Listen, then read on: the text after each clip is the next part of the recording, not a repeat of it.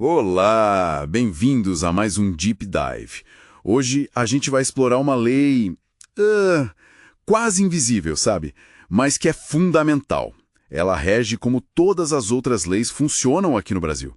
É a Lei de Introdução às Normas do Direito Brasileiro, a LINDB. O nome antigo era Decreto-Lei 4.657, lá de 1942. Exatamente.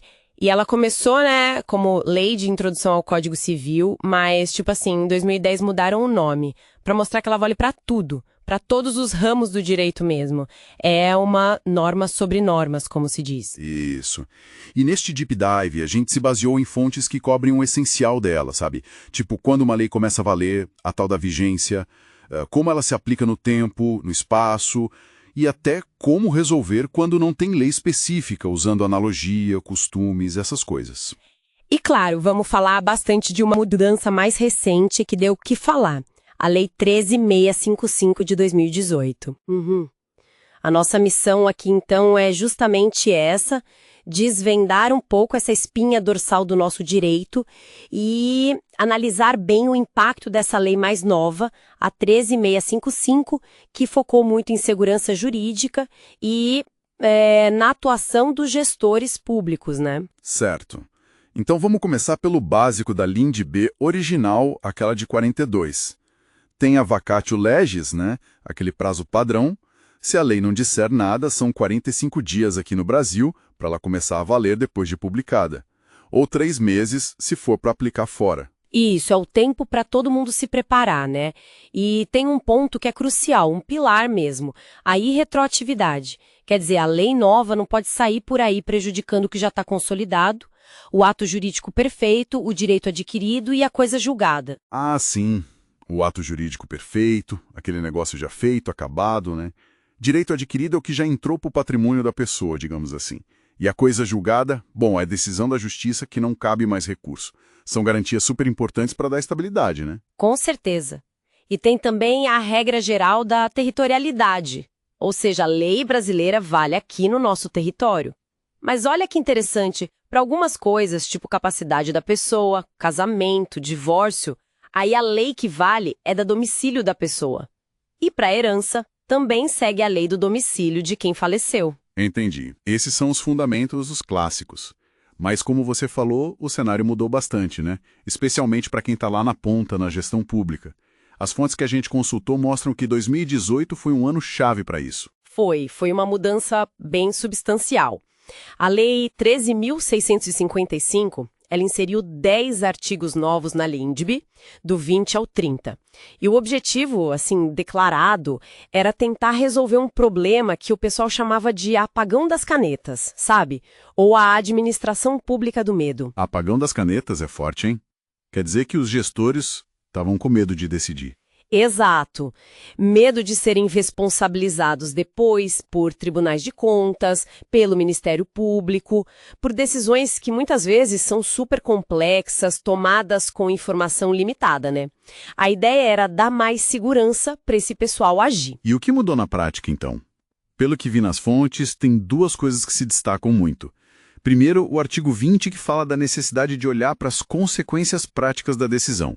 É isso? Isso mesmo. Não basta mais decidir só com base em valores abstratos, tipo interesse público e pronto. Tem que analisar o impacto real, sabe? O que aquela decisão vai causar na prática. Isso força um raciocínio mais pragmático. Faz sentido. Mas o ponto que parece ter gerado mais polêmica foi o artigo 28, né? O da responsabilidade pessoal do agente público. Como ficou isso? Esse foi o olho do furacão.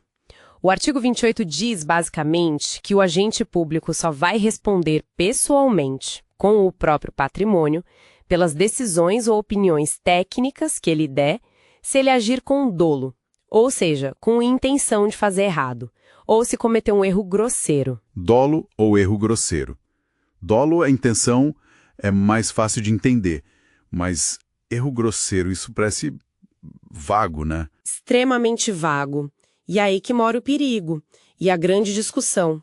A intenção da lei era boa, proteger o gestor honesto, que age de boa fé, mas que pode errar num cenário complicado.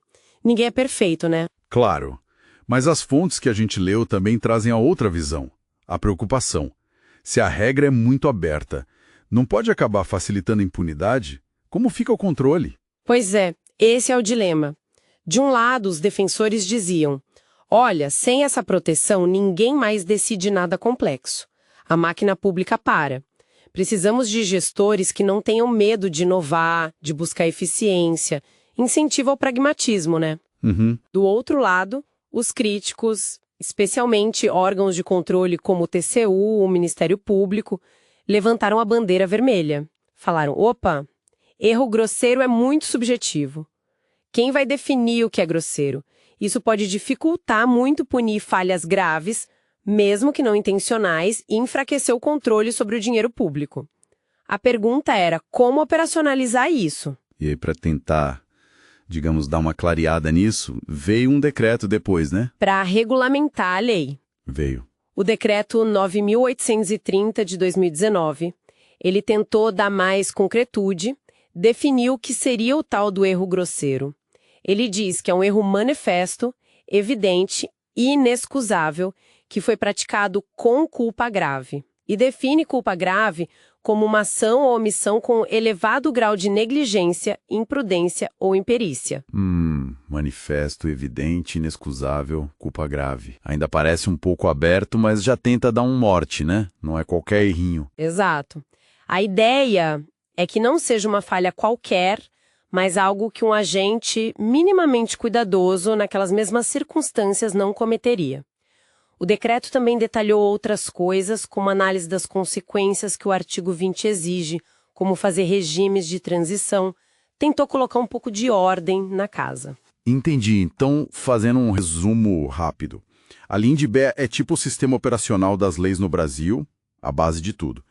E essa reforma de 2018, com a Lei 13.655, foi uma tentativa de atualizar esse sistema, focando mais em resultado prático e tentando dar mais segurança para quem tem que tomar a decisão na administração pública. Perfeito. Mas o ponto central, o X da questão que continua sendo debatido, é justamente esse equilíbrio.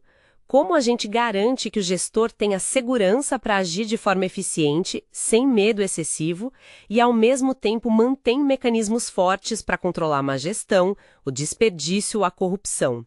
A definição e principalmente a aplicação desse conceito de erro grosseiro é onde tudo isso se encontra. É um equilíbrio bem delicado.